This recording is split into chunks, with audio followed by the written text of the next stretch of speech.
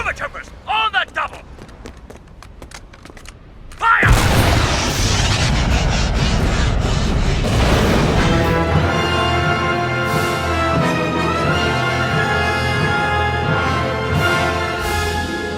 Hey guys, this is Luke from the Scoundrels Cantina, and welcome to another episode of A Star Wars Story. In this video, the creator of the Han Solo Chronicles, Matt Mickelson, aka our very own Han Solo, will be telling you the story of our favorite smuggler as well as scoundrel.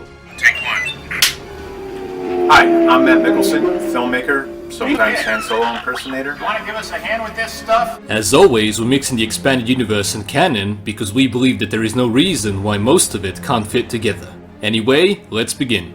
Han Solo was a human smuggler who was born on the planet Corellia in 29 BBY and orphaned at an early age. One of his earliest memories were of being found in a Corellian spaceport by a pirate called Garrus Shrike and becoming a part of his crew. He served Shrike as a beggar on the streets as well as a pickpocketer. For years, Han didn't know his family name, even though he was interested in it, because Shrike wanted to keep him under his control. At some point, he would learn that he was part of the famous Solo family and a descendant of Barathon E. Solo, a king of Corellia who introduced democracy to the system. There are scattered reports that claim Han Solo was present at the Battle of Kashyyyk in 19 BBY during the Clone Wars. When Solo worked for Shrike, he got involved in professional swoop racing, where he would make an enemy out of a swoop jockey named Dengar, who crashed because of Han during one of the most important races. In 12 BBY, while being sentenced to a gladiatorial match for committing a felony, Solo would catch his first glimpse of a notorious Boba Fett watching him. Around 10 BBY, Han would leave Shrike's crew in order to start his own career, where he would meet a woman called Bria Theron, with whom he'd had a relationship.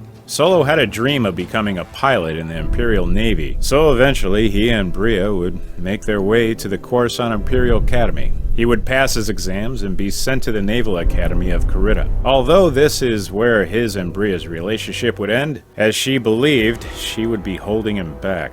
As Han was about to travel to Krait, he was tracked by a Garrus Shrike who wanted vengeance, although another bounty hunter killed Shrike in his attempt to get Solo. At the Naval Imperial Academy, Han would graduate as a pilot at the top of his class, being granted the rank of lieutenant.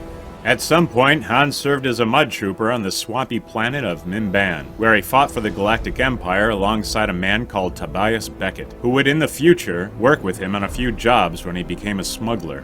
In 5 BBY, Han would be under the command of Commander Nicholas, whose duties include slaving and construction work with mostly Wookiee slaves. It is there that Han would come upon the helpless Chewbacca, whom he would save from Nicholas as he stunned him in the attempt to help the Wookiee and defect from the Empire. Chewbacca would swear a life debt to Solo for saving his life, and soon enough, the two of them would become best friends and start a smuggling career. They would most likely work for crime lords such as Jabba the Hutt, and even meet and befriend the smuggler Lando Calrissian. At the time, Lando was in possession of the Millennium Falcon, by which Han had been entranced and wanted it more than anything. He even contemplated stealing it from his friend. During that time period, the Falcon had a different configuration than what we are used to seeing, as well as a different interior and paint job. When the two best friends got short on cash, Han Solo entered the Cloud City Sabacc tournament, where against all odds, he reached the tournament finals and beat his friend, Lando Calrissian, thus winning the Millennium Falcon. Han would hang the dice he used to win the Falcon in the cockpit as he considered it his good luck charm. For the next 4 years, Han Solo and Chewbacca would work on countless smuggling operations, and in 1 BBY, they would get captured by the Empire and put into solitary confinement on the Imperial prison barge called the Purge. When the crew of the Purge fell victim to a horrific bioweapon created by the Empire that reanimated dead bodies, Han and Chewie were let out of their cells by the ship's doctor. In a bid for freedom from the virus, Han, Chewbacca, and a few others managed to escape the ship by regaining the impounded Falcon, after which they would continue their smuggling career. On a few occasions, the crew of the Falcon would work with the Rebel Alliance, where Han would be reunited with Bria Theron, his former lover. One time when Han was smuggling spice for Jabba the Hutt, he was boarded by an Imperial patrol and was forced to dump the spice, for which Jabba would put a bounty on his head unless he paid him his losses. Han and Chewie would try to recover the spice, which would lead them to make the smuggling route. the Kessel Run, in a deadly 12 parsecs, which was usually done in 18. Han would soon hear the news of Bria Theron's death at the Battle of Tapua, and would be emotionally crushed by it. Soon after this, he would be in Tatooine, in the Mos Eisley Cantina, where the bounty hunter known as Greedo would catch up with him in order to collect the bounty on his head. After which, this would happen. Yes, I bet you have.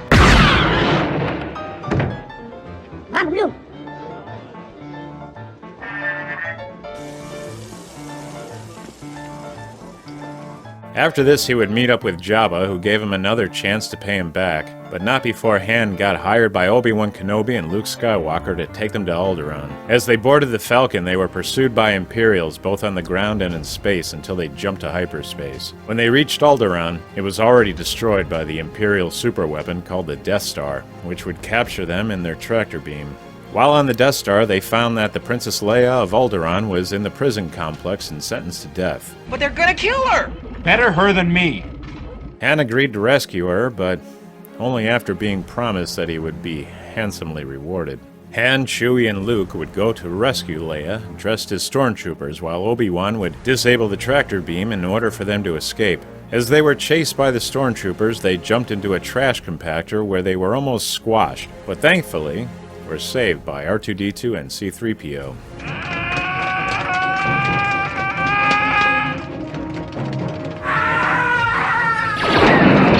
Together, they escaped aboard the Millennium Falcon, but without Obi-Wan Kenobi. They were pursued by TIE fighters, but managed to take them down with the Falcon's turrets. I got him! Great kid. Don't get cocky. When they arrived to Yavin 4, the Rebel Alliance headquarters, Han and Chewie received their reward for saving the princess and went on their merry way to pay off Jabba. May the Force be with you. As the Battle of Yavin was taking place, Solo had a change of heart and went to help his friend Luke Skywalker, who was one of the X-Wing pilots of the Rebellion. Thanks to Han, Luke was able to destroy the first Death Star and bring a major victory to the Rebel Alliance. For this, he was awarded a medal alongside Luke and Chewbacca.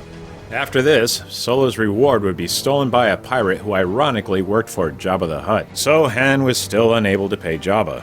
Han Solo would work with the Rebel Alliance and his friends Luke Skywalker and Leia Organa on countless missions in the following years to be of great help to them.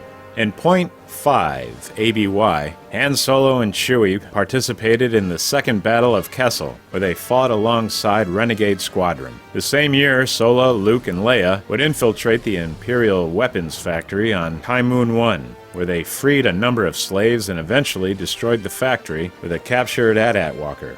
Han Solo participated in the rescue of Luke Skywalker from Gracchus the Hutt, where he wielded a lightsaber for the first time, as well as participating in a number of missions. He would also travel to the planet Crait alongside his friends in order to find a place for a new rebel base. While there, they would be betrayed by one of their allies, and the Empire would soon arrive. In the end, Han, Luke, Leia, and Chewie were forced to flee the planet due to Crait's deadly salt storms. In 3 ABY, while Solo was on Ord Mantell, he ran into the bounty hunter cyborg called Score, who wanted to collect Jabba the Hutt's bounty on him. Score set a trap for which Han and Chewie evaded, and during the encounter Solo was injured, but managed to defeat the bounty hunter. During the same year, Han would be stationed on the Rebel Alliance's new base on Hoth called Echo Base. There, he went on regular reconnaissance missions with both Leia Organa and Hera Syndulla. Because of his encounter with Score on Ord Mantell, Han wanted to leave the rebellion and keep a low profile, and finally repay Jabba. Before he left, he went looking for Luke Skywalker, who went missing while he was on Tauntaun patrol. Your tauntaun will freeze before you reach the first marker. Then I'll see you in hell. He would eventually find him and keep him warm inside a dead Tauntaun, until help arrived in the form of T-47 snowspeeders in the morning. After this, the Empire finally located their secret base on Hoth, and the rebels were forced to evacuate. Leia Organa would accompany Han and Chewie in their escape with the Millennium Falcon, although they would be pursued by an entire Imperial fleet. As the Empire was in pursuit of them, Han was repairing the Falcon's hyperdrive and would fly into Hoth's asteroid field, claiming that the Imperials would be crazy to follow them. He eventually parked the Falcon into a cave on a big asteroid where he would continue repairing her. But then this happened. Sir, isolated the reverse power flux coupling. Thank you. When they realized that they were not in a cave, but in fact in an exogore slug, they barely managed to escape. But when they did, the Empire was waiting. Solo went directly at a bridge of a Star Destroyer, parking the Falcon right behind its sensors, where the Imperials could not track them. Before the Imperial fleet went into hyperspace, following standard Imperial procedure, they threw out all their garbage into space, with which the Falcon drifted off. Little did they know that Boba Fett was tracking them in the Slave One. The crew of the Millennium Falcon then traveled to the nearest safe haven, which was Bespin, because his old friend Lando Calrissian was Baron Administrator of Cloud City.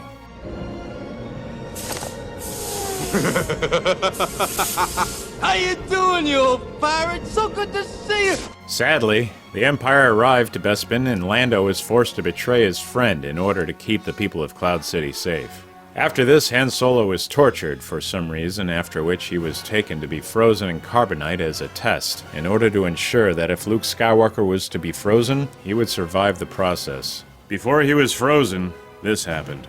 I love you. I know. Han, of course, survived the freezing process and would be taken by the bounty hunter, Boba Fett, who would deliver the smuggler to Jabba the Hutt and get paid for the bounty. In 4ABY, Han's friends Luke Skywalker, Leia Organa, Chewbacca, Lando Calrissian, R2-D2, and C-3PO set up a rescue for him, which was a result of careful planning. Leia, disguised as bounty hunter Bosch, brought Han out of carbon freeze, from which he temporarily suffered from blindness. Han and Leia would get captured by Jabba, after which Luke Skywalker arrived to bargain for them, which ended up with him being captured as well. Han and Luke would be reunited, as they were sentenced to death and carried off to the Sarlacc pit, where thanks to Skywalker, a battle erupted. As Luke was cutting down Jabba's men, Lando stepped in and redeemed himself by risking his life to save his old buddy, after which Boba Fett flew in. His jetpack would accidentally set off by Han himself, landing the bounty hunter straight into the Sarlacc.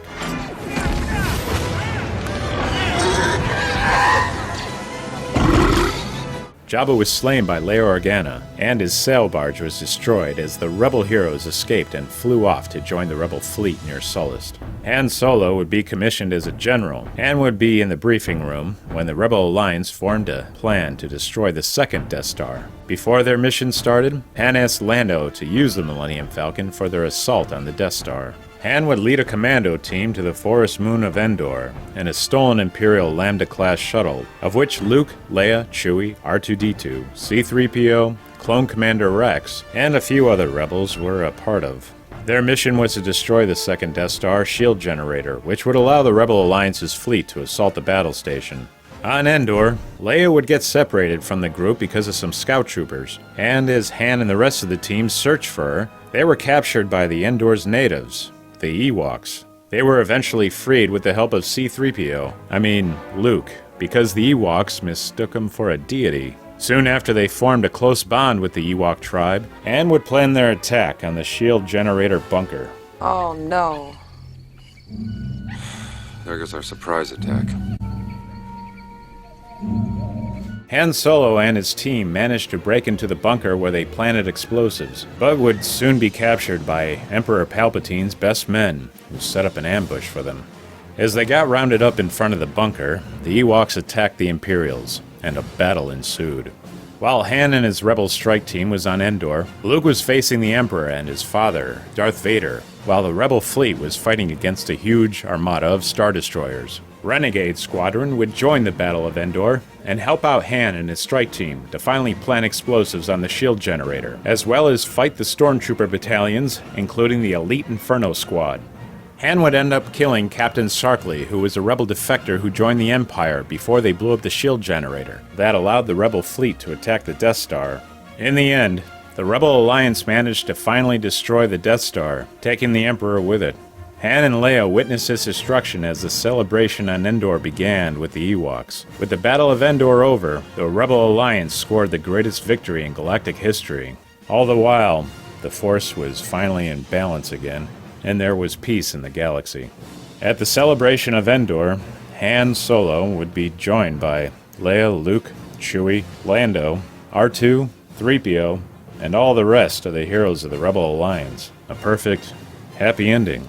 Anyway guys, this is it on the story of Han Solo, and we hope you all enjoyed it and learned something new about the vast galaxy of Star Wars. We want to give a huge thank you to Matt Mikkelsen, aka the creator of Han Solo Chronicles, for voicing Han Solo in this video. The Han Solo Chronicles fan film, or series if you will, is a homemade project that Matt made with his family and is something that all of you should definitely check out. He does a very good Han Solo impression by our opinion, and was able to make quite a big amount of fun Star Wars entertainment with only his love for the galaxy far, far away. We can only imagine what he could do with something more than that. The link to his channel and everything you need to see in order to support him will be down below, and we highly recommend you guys get involved and become a part of something bigger. And once again, thank you very much Matt, you're the best. If you guys want to watch more videos like this one, the link to the playlist of our other Star Wars stories and videos will be down below, and also, if you want to support this channel, hit that subscribe button for even more videos like this one. And remember guys, God is awesome, may the Force be with you always, and we'll see you in another video. You rebel scum. This party's over.